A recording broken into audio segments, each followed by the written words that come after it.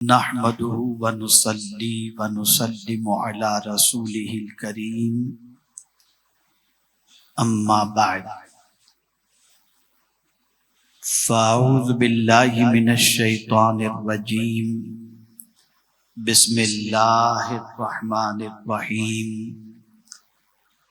قال النبي صلى الله تعالى عليه وسلم من خرج في طلب العلم فهو في سبيل الله حتى يرجع صدق رسول الله صلى الله تعالى عليه وسلم الصلاة والسلام عليك يا رسول الله الصلاة والسلام عليك يا حبيب الله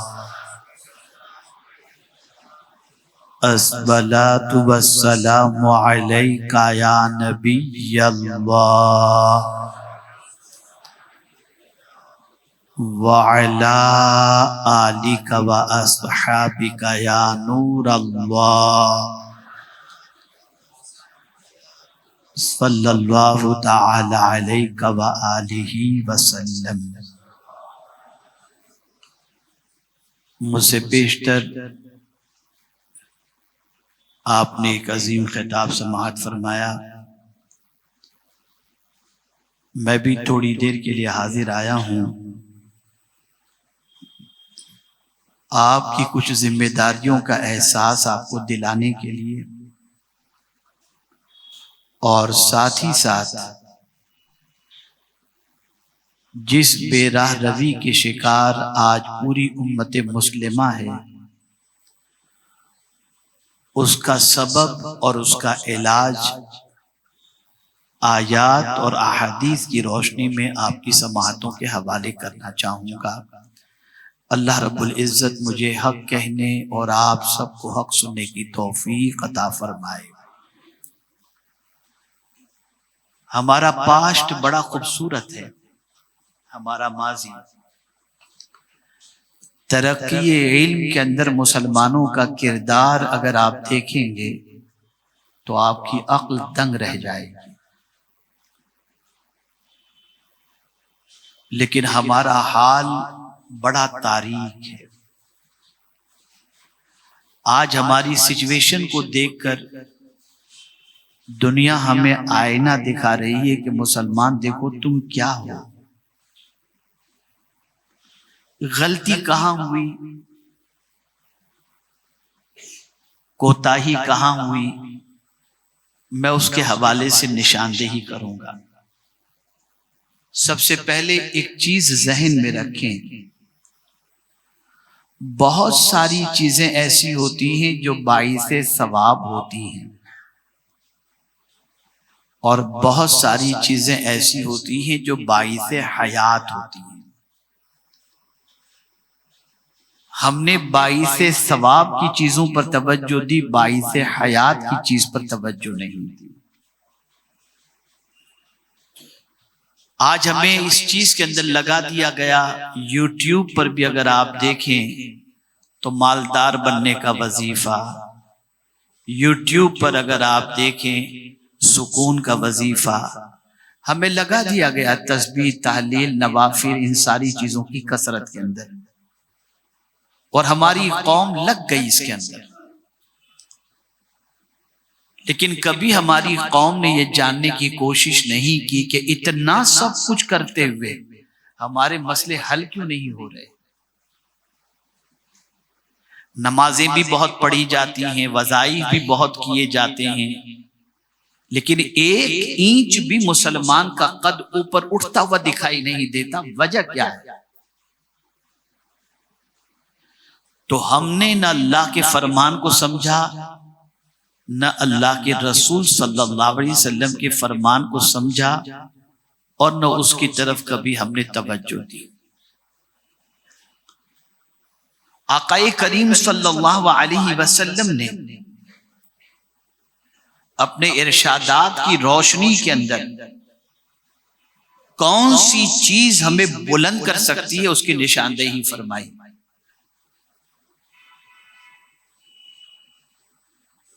آج آپ دیکھیں عید کی نماز ہو تو مسلمانوں کو امام صاحب نماز عید کا طریقہ بتاتے ہیں. آج اگر میت ہو جائے تو امام صاحب نماز جنازہ کا طریقہ بتاتے ہیں. مطلب یہ ہے کہ یہ قوم نہیں جانتی نا، تبھی تو بتایا جا رہا ہے. جو قوم خوشی میں کیسے نماز پڑھی جائے وہ نہ جانتی ہو، غم میں کیسے نماز پڑھی جائے وہ نہ جانتی ہو، ایسی جاہل قوم کو اللہ ترقی کہاں سے دے سکتا ہے؟ اور ہمیں وظائف کے اندر اتنا لگا دیا گیا اور ہم نے یہ سمجھا کہ یہ وظائف ہمارے لیے ضروری ہے. اب چاہے وہ وظائف کا پروناؤنس، جیسے کہ میں آپ کو بتاؤں سبحان اللہ، بہت باعث فضیلت یہ چیز ہے، لیکن پڑھنے والے کو ہا اور ہا میں فرق ہوگا تو اس کا فائدہ ہوگا. جب پڑھنے والا یہ جانتا ہی نہیں کہ سبحان اللہ کے اندر ہا کو کیسے ادا کیا جائے، وہ تو سبحان اللہ کہتا ہے. جب آج سلام کرنا نہیں آتا، ہماری قوم سلام کرتی ہے السلام علیکم، اسے یہ بھی نہیں معلوم کہ سلام کیسے کیا جائے. تو آپ مجھے بتائیے فائدہ ملے گا کیسے؟ اسی کو مجھے آج سمجھانا ہے. اور یہ بھی سمجھ لیں کہ بہت سارے کام ثواب سمجھ کر ہم کرتے ہیں، لیکن اگر سنت رسول کے مطابق نہیں ہیں تو وہ کام بھی ہمارے لیے مفید نہیں ہو سکتے. ایک حدیث کی روشنی میں سمجھاتا ہوں. علماء ذویل احترام تشریف فرمائیں، ماشاءاللہ مولانا شمس الدین صاحب قبلہ تشریف فرمائیں اور سب تشریف فرمائیں. آقا کریم صلی اللہ علیہ وسلم کہیں تشریف فرماتے اور 3 صحابہ کے دل میں یہ خیال پیدا ہوا کہ چلو آج چلتے ہیں اور ہم مومنوں کی ماں ام المؤمنین کے پاس جا کر حضور صلی اللہ علیہ وسلم کی عبادت و ریاضت کے بارے میں تھوڑا سا جانتے ہیں تاکہ ہم بھی اس طرح سے عبادت کر سکیں. تینوں پہنچے. پوچھا گیا کہ آقا کریم صلی اللہ علیہ وسلم کے دن و رات کے معمولات کیا ہیں؟ تو ام المؤمنین نے آنے والوں سے فرمایا کہ سرکار صلی اللہ علیہ وسلم کھاتے بھی ہیں، نماز بھی پڑھتے ہیں، آرام بھی کرتے ہیں، بیوی بچوں کے حقوق بھی ادا کرتے ہیں. جب یہ ساری تفصیلات ام المؤمنین نے بتا دی تو ان تینوں کے درمیان گفتگو شروع ہوئی، اور گفتگو یہ تھی سرکار صلی اللہ علیہ وسلم تو اللہ کے آخری نبی، اللہ کے محبوب ہیں، لیکن ہمارا حال تو ویسا نہیں ہے، تو ہم کس طرح سے زندگی کاٹیں؟ تو ایک نے کہا آج کے بعد میں کبھی روزہ نہیں چھوڑوں گا، مستقل ہر روزانہ روزے سے رہوں گا. دوسرے نے کہا میں اپنی بیوی سے کبھی قریب نہیں ہوں گا، اور تیسرے نے کہا میں کبھی نماز نہیں چھوڑوں گا، کثرت سے نماز پڑھتا رہوں گا.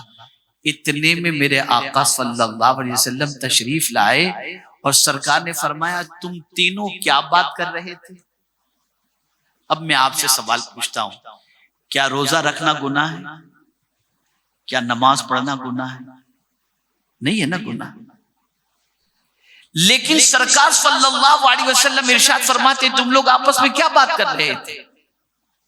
انہوں نے جب بتایا کہ ہم یہ بات کر رہے تھے تو میرے آقا صلی اللہ علیہ وسلم نے فرمایا سنو، میں سوتا بھی ہوں، میں آرام بھی کرتا ہوں، میں حق زوجیت ادا بھی کرتا ہوں، میں کھاتا بھی ہوں، میں پیتا بھی ہوں، میں نماز بھی پڑھتا ہوں، اور سن لو یہ ہے میرا طریقہ، جس نے اس طریقے کو چھوڑا وہ میرا ہے ہی نہیں. تو بظاہر تو یہ عبادت نظر آتی ہے، لیکن حضور صلی اللہ علیہ وسلم کے طریقے کے خلاف ہونے کی وجہ سے اس مقام تک وہ عبادت اسے نہیں پہنچا سکتی جس کا خمار یا جس کی سوچ اس کے دل و دماغ کے اندر ہے. اب میں آپ کو بتاؤں، کیا آپ کے لیے بیٹھ کے تسبیح گھمانا ضروری ہے؟ کیا آپ کے لیے پرماننٹ روزہ رکھنا ضروری ہے؟ نہیں۔ کیا آپ کے لیے اللہ کی راہ میں جان دینا ضروری ہے؟ غلطی کہاں ہوئی اسے سمجھو۔ جو ضروری تھا اسے غیر ضروری سمجھا گیا، جو کمپلسری تھا اسے کمپلسری نہیں سمجھا گیا۔ لیکن حضور صلی اللہ علیہ وسلم نے اپنے ارشاد کے ذریعے اس کی اہمیت کو اجاگر کیا۔ آقا کریم صلی اللہ علیہ وسلم ارشاد فرماتے ہیں من خرج فی طلب العلم، جو علم کی طلب میں نکلا ہے علم کی طلب میں، نکلا ہے علم حاصل کرنے کے لیے، نکلا ہے ایجوکیشن کے لیے، لیکن اس نکلنے والا جو راستے پہ نکلا ہے وہ کون سا راستہ ہے؟ تو سرکار فرماتے ہیں فَهُوَ فِي سَبِيلِ اللَّهِ، وہ اللہ کے راستے میں ہے، حَتَّى يَرْجِعْ، یہاں تک کہ وہ لوٹے، اللہ کے راستے میں۔ اب اللہ کے راستے کو تھوڑا سا میں سمجھا دوں تو اور اچھی طرح سے آپ سمجھ جائیں گے۔ اللہ کا راستہ قرآن مقدس میں اللہ عز و جل نے واضح لفظوں میں فرمایا وَلَا تَقُولُوا لِمَنْ يُقْتَلُ فِي سَبِيلِ اللَّهِ،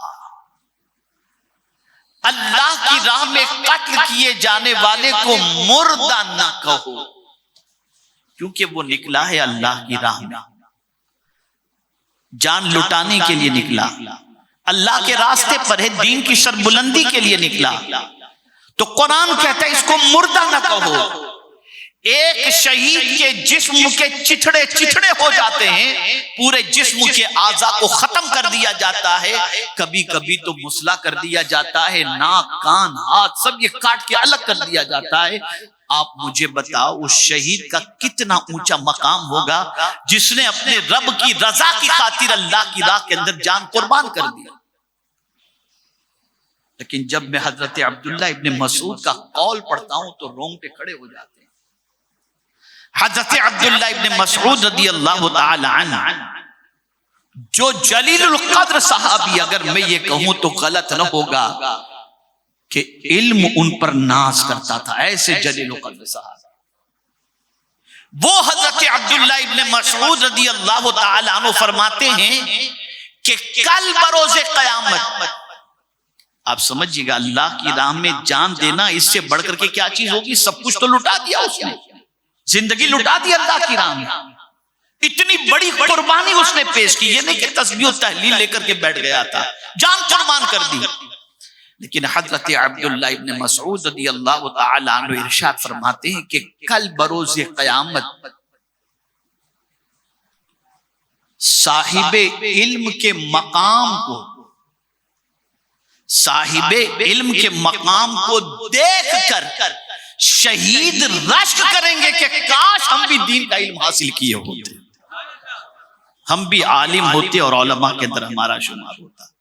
اور حضرت حسن بصری علیہ رحمت و رضوان نے تو کمال کر دیا، ارشاد فرماتے ہیں کہ کل بروز قیامت میزان پر شہید کے لہو کو رکھا جائے گا اور دوسرے پلڑے میں علماء کے قلم کی سیاہی کو رکھا جائے گا۔ تو حضرت حسن بصری فرماتے ہیں علماء کے قلم کی سیاہی شہید کے خون پر بھاری پڑ جائے گی۔ یہ اور اگر ابھی بھی آپ کی سمجھ میں کچھ بات تھوڑی سی گہرا گزر رہی ہے یا ہیوی ڈوز ہو رہا ہے تو میں بہت آسان سے لفظوں کے اندر ایک حدیث کے ذریعے آپ کو سمجھا دوں۔ آقا کریم صلی اللہ علیہ وسلم مسجد نبوی شریف کے اندر داخل ہوئے، 2 حلقے لگے ہوئے تھے، ایک ذکر کا حلقہ تھا جہاں اللہ کی ضربیں لگائی جا رہی تھی، اور ایک حلقہ جو تھا وہاں پر ڈسکشن چل رہا تھا، علمی مذاکرہ چل رہا تھا، تعلیم و تعلم کی بات چل رہی تھی۔ جب حضور صلی اللہ علیہ وسلم مسجد نبوی شریف میں انٹر ہوئے تو دونوں گروہ نے سرکار کو دیکھا اور سوچ میں پڑ گئے کہ ذرا دیکھیں حضور پہلے کس کے پاس جاتے ہیں، ذرا دیکھیں حضور پہلے کس کے پاس جاتے ہیں۔ آقا کریم صلی اللہ علیہ وسلم اس محفل میں آ کر کے بیٹھ گئے، پہلے جس محفل میں علم بانٹا جا رہا تھا، علمی بحث چل رہی تھی، سرکار اس محفل میں بیٹھ کر کیا فرماتے ہیں جانتے ہیں آپ؟ ذکر کی محفل کے بارے میں فرماتے ہیں وہ محفل بھی اچھی ہے لیکن اس سے یہ محفل بہت اچھی ہے۔ حضور نے پتہ بتا دیا، اگر مجھے تلاش کرنا ہو تو علم کی محفلوں میں تلاش کرو۔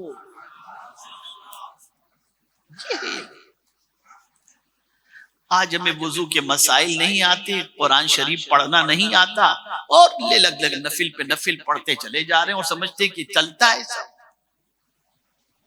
نہیں چلتا۔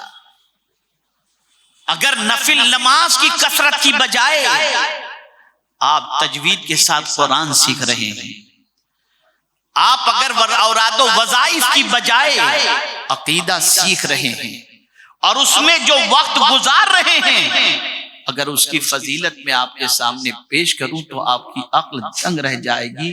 آقا کریم صلی اللہ علیہ وسلم ارشاد فرماتے ہیں، علم کی ایک بات سیکھ کر کے سونا پوری رات عبادت کرنے سے بہتر ہے۔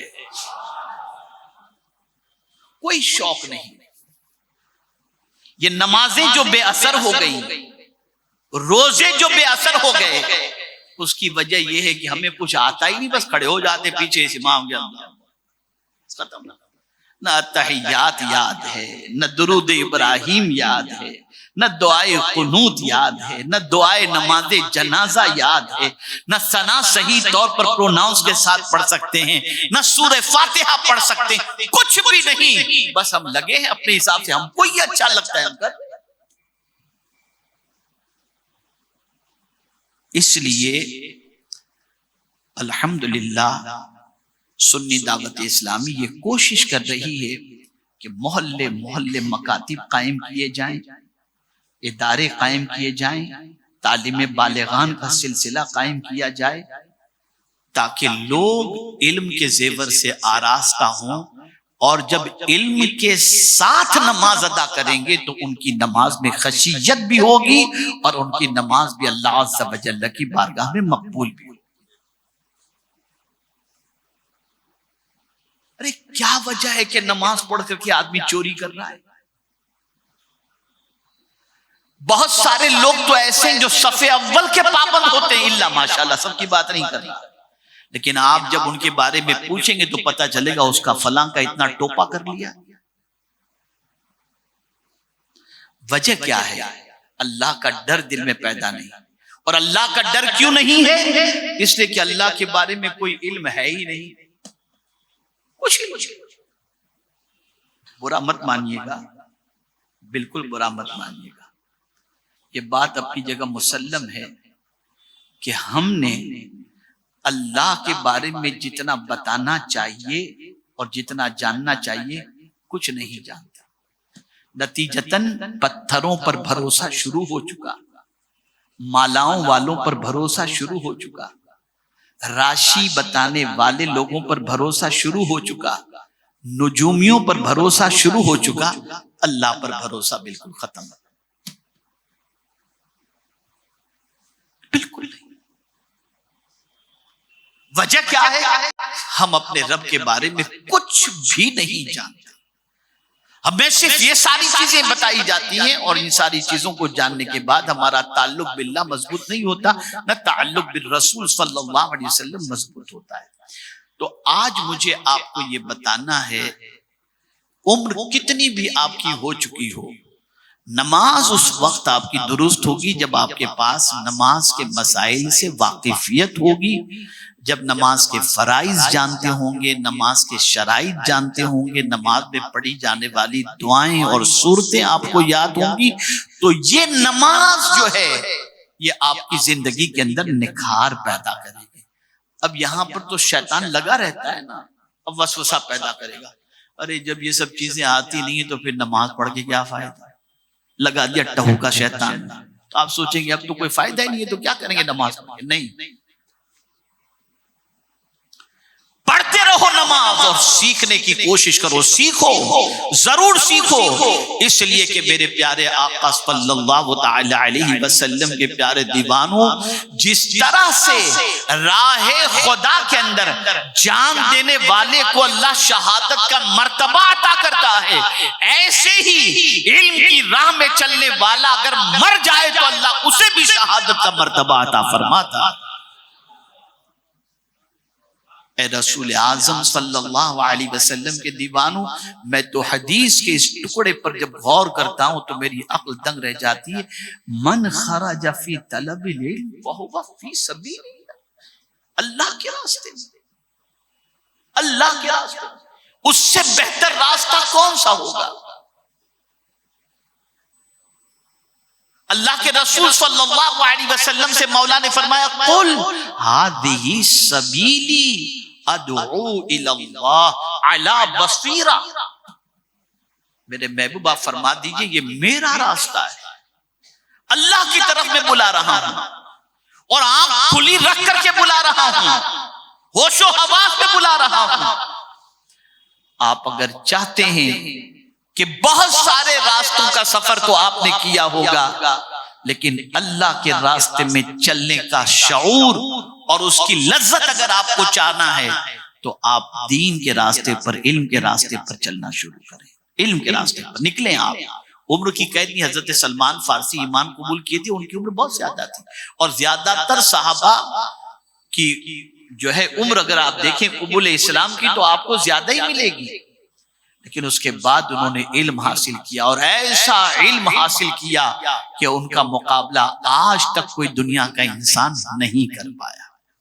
تو علم کی طرف پیش قدمی کرو، اپنے بچوں کو علم دین سکھاؤ، اپنے بچوں کو قرآن سکھاؤ، اپنے بچوں کو اللہ عز و جل کے متعلق عقائد، رسول اعظم صلی اللہ علیہ وسلم سے متعلق عقائد سکھاؤ.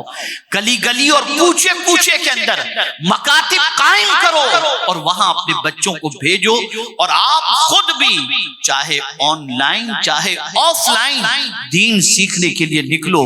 آپ مجھے بتاؤ اگر آپ کے پاس علم نہیں ہوگا تو آپ اللہ عز و جل کی بارگاہ میں سوالات کے جوابات کیسے عطا کریں گے؟ مجھے بتائیے میرے پیارے آقا صلی اللہ علیہ وسلم کے پیارے دیوانوں، قبر میں بھی سوال ہوگا، علم ہوگا تو جواب دے سکیں گے. آپ محشر میں سوال ہوں گے. آپ ذرا سوچیں، ان کے بارے میں غور کریں. جب آپ غور کریں گے تو پتہ چلے گا مال کام نہیں آئے گا. قرآن نے کہہ دیا یوم لا ینفع مال ولا بنون الا من اتی اللہ بقلب سلیم. اللہ نے واضح لفظوں میں فرما دیا کہ قیامت کے دن نہ مال نفع پہنچائے گا، نہ بیٹے نفع پہنچائیں گے، اولاد نفع پہنچائے گی، بلکہ جو سلامتی والا دل لے کر کے آئے گا وہ دل نفع پہنچائے گا. اب دل سلامتی والا کیسے بنے گا؟ آپ کے پاس علم ہوگا تو پتہ چلے گا یہ حلال ہے یہ حرام. میں بڑی معذرت کے ساتھ کہتا ہوں کہ یہاں بہت ساری ہوٹلوں کے اندر گوشت ملتا ہے، مرغی ملتی ہے، ساری چیزیں ملتی ہیں، بس آدمی کہیں بھی گیا کھانا شروع، لاؤ یار یہ لاؤ یہ لاؤ وہ لاؤ. کبھی آپ نے جاننے کی کوشش کی کہ یہ ذبح کرتے وقت بسم اللہ پڑھتا بھی ہے کہ نہیں پڑھتا؟ کیونکہ آپ جانتے نہیں ہیں کہ حرام گوشت کے بارے میں کیا ہوگا. میں سب پر شک کرنے کی بات نہیں کرتا، لیکن آپ کیوں نہیں غور کرتے؟ اس لیے کہ آپ کھانا پینا یہی ہماری زندگی بن چکی ہے،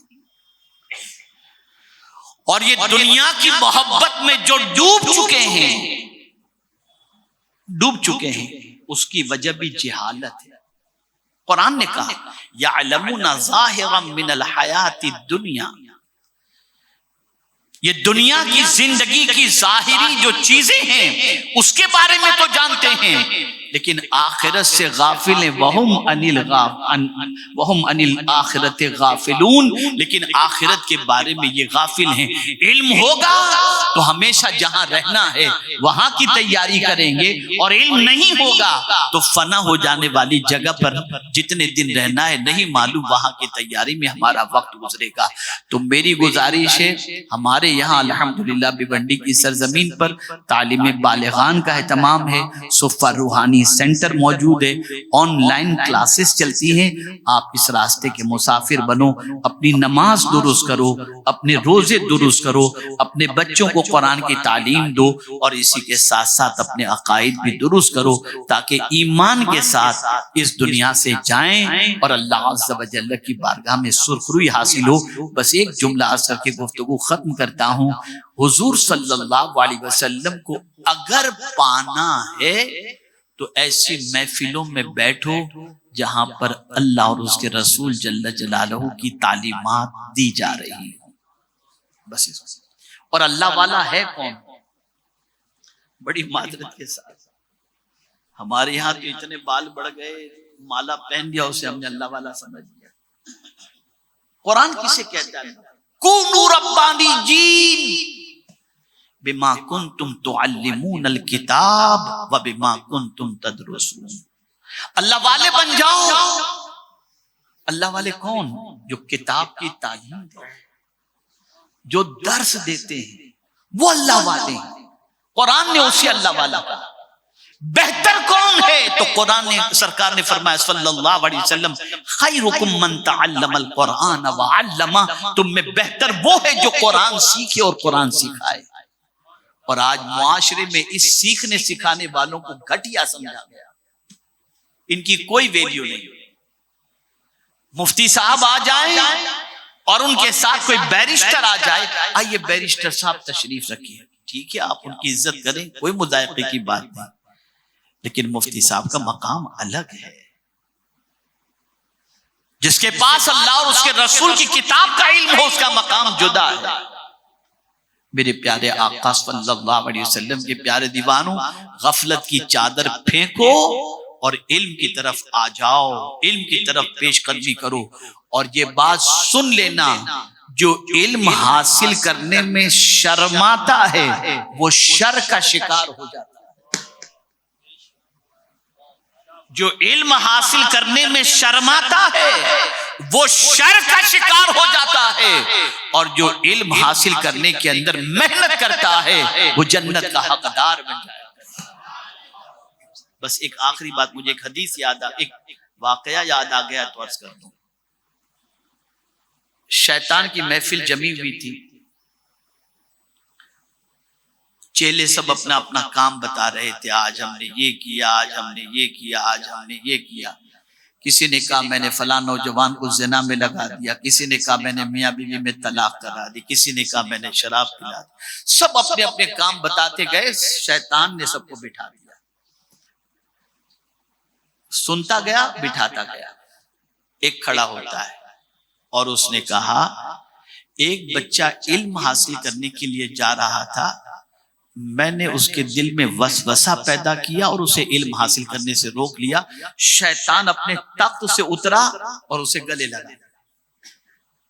تو سارے چیلوں کو حیرت ہوئی کہ یار ہم نے زنا کروا دیا، طلاق دلوا دی، یہ سارے کام کی، لیکن ہمیں گلے نہیں لگایا، اس کو گلے لگا لیا. پوچھ لیا کہ سردار یہ تو بتائیے، آخر پڑھنے جانے والے بچے کو روکنے سے آپ نے اس کو گلے میں لگا لیا، گلے لگا لیا. کہا آؤ میرے ساتھ، غور سے سنیے، آؤ میرے ساتھ. لے کر چلا. فجر کی نماز کا وقت تھا.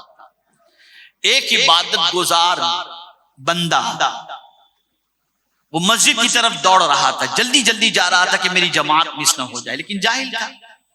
شیطان نے روکا، کہا آپ بڑے عبادت گزار ہیں، لیکن ایک مسئلہ میں آپ کو دیکھ کر سوچ رہا ہوں کہ آپ سے پوچھ لوں. یہ سوئی ہے، اس میں ایک سوراخ ہے، کیا اس سوراخ کے اندر سے اونٹ جا سکتا ہے اگر اللہ چاہے تو؟ کیسی بات کر رہا ہے، سمجھ میں نہیں آتا. اتنے سے سوراخ سے کیا اونٹ اللہ نکال دے گا؟ اچھا معاف کیجیے گا، میں نے آپ کا ٹائم لیا، آپ جائیے نماز کے لیے. فوراً چیلوں سے کہا میں نے اس کا ایمان چھین لیا،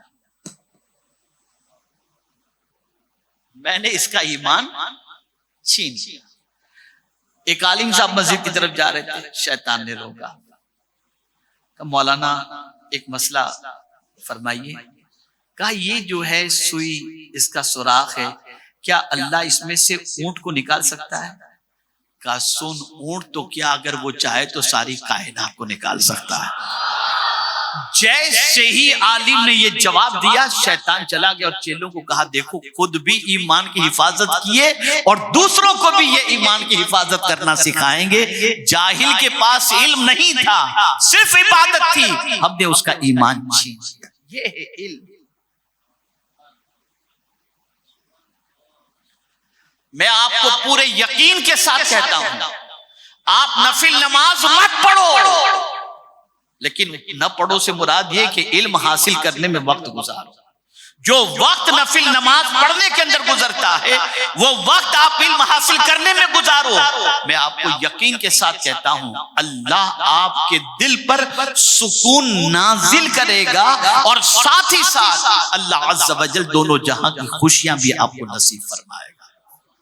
چھوڑ دو گناہ کی چیزوں کو پڑھنا، چھوڑ دو غلط لٹریچر دیکھنا، چھوڑ دو اپنی راتوں کو ضائع کرنا.